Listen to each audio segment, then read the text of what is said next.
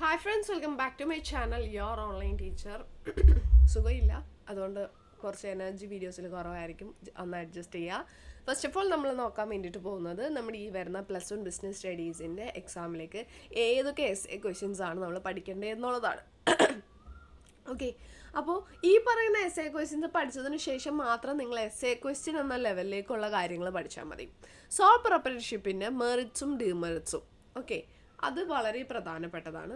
ഇൻഷുറൻസും principles of ഇൻഷുറൻസും നമ്മൾ കഴിഞ്ഞ കുറേ സെറ്റ് ഓഫ് ക്വസ്റ്റ്യൻ പേപ്പർ കഴിഞ്ഞ വർഷങ്ങളേതെടുത്ത് നോക്കുകയാണെങ്കിൽ അതിലെല്ലാം വന്നിട്ടുള്ള ക്വസ്റ്റ്യൻസ് ആണ് ഇൻഷുറൻസ് എന്ന് പറയുന്നത്. അപ്പോൾ ഇൻഷുറൻസ് നമുക്ക് പ്രതീക്ഷിക്കാവുന്ന മറ്റൊരു ക്വസ്റ്റ്യനാണ്. മോഡലിൽ വന്ന ക്വസ്റ്റ്യൻ തന്നെ വരണമെന്നോ അല്ലെങ്കിൽ അത് വരില്ല എന്നോ ഒന്നുമില്ല. ഒരു പൂൾ ഓഫ് ക്വസ്റ്റ്യൻസിൽ നിന്നാണ് ഇതെല്ലാം എടുക്കുന്നത്. അപ്പോൾ ഇത് റിപ്പീറ്റഡ് ആയിട്ട് ഒരുപാട് തവണ ചോദിച്ചിട്ടുള്ളതുകൊണ്ട് ഇത് വരാമെന്ന് നമുക്ക് പ്രതീക്ഷിക്കാം. ഈ പ്രഡിക്ഷൻസ് എല്ലാം തന്നെ സയൻറ്റിഫിക് ആയിട്ടുള്ള പ്രഡിക്ഷൻസ് ആണ്. അതായത് past few question papers analyse ചെയ്തുകൊണ്ടും മോഡലിലെ ക്വസ്റ്റ്യൻ പേപ്പേഴ്സ് നോക്കിയിട്ടും ഒക്കെ നമ്മൾ ചെയ്യുന്നതാണ്. മാക്സിമം ഈ ക്വസ്റ്റ്യൻസ് ആണ് വരാൻ 99% ചാൻസ് ഉള്ളത്. ഓക്കെ, പിന്നെ എവറിത്തിങ് അണ്ടർ വൺ റൂഫ് എന്ന് പറഞ്ഞ് ആ ഒരു പ്രിൻസിപ്പിളിൽ പോകുന്ന ഓർഗനൈസേഷൻ എന്താണ്? ഡിപ്പാർട്ട്മെൻറ്റൽ സ്റ്റോറാണ്. ബിസിനസ് സ്റ്റഡീസ് ചിലപ്പോൾ നമ്മൾ പഠിച്ച ക്വസ്റ്റ്യൻസ് ആയിരിക്കും, ബട്ട് മേ ബി ചിലപ്പോൾ ഇൻഡയറക്റ്റ് ആയിട്ട് ചോദിച്ചേക്കാം.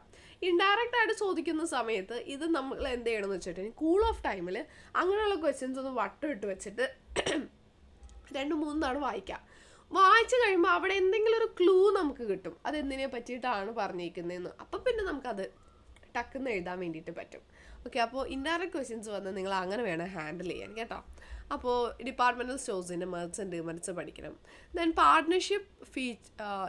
പാർട്ട്ണർഷിപ്പ് ബിസിനസ്സും അതിൻ്റെ അഡ്വാൻറ്റേജസ് ആൻഡ് ഡിസഡ്വാൻറ്റേജ് നമ്മൾ വളരെ പ്രധാനപ്പെട്ട പഠിക്കേണ്ടതാണ്. Then services rendered by wholesalers to manufacturers as well as retailers, മൊത്ത വ്യാപാരികൾ ഉൽപ്പാദകർക്കും ചില്ലറ വിൽപ്പനക്കാർക്കും നൽകുന്ന സേവനങ്ങൾ. ആൻസേഴ്സ് ഒക്കെ ആയിട്ട് മിസ് സെപ്പറേറ്റ് വീഡിയോ ചെയ്യാം കേട്ടോ. അപ്പോൾ ഇപ്പോൾ തൽക്കാലത്തേക്ക് ക്വസ്റ്റ്യൻസ് വെച്ചിട്ട് അഡ്ജസ്റ്റ് ചെയ്യുക. ത്രോട്ടിൻ്റെ പ്രശ്നമുള്ളതുകൊണ്ട് ഞാൻ പെട്ടെന്ന് ക്വസ്റ്റ്യൻസ് മാത്രം പറഞ്ഞിട്ട് പോകുന്നതാണ്. Okay, what is A joint stock company, അതിൻ്റെ ഫീച്ചേഴ്സ് വളരെ പ്രധാനപ്പെട്ടതാണ്. Joint stock company, multinational company, അതിൻ്റെ ഫീച്ചേഴ്സൊക്കെ പഠിക്കണം. കൊമേഴ്ഷ്യൽ ബാങ്കിൻ്റെ ഫങ്ഷൻസ് പഠിച്ചു വെച്ചേക്കണം, വളരെ പ്രധാനപ്പെട്ടതാണ്.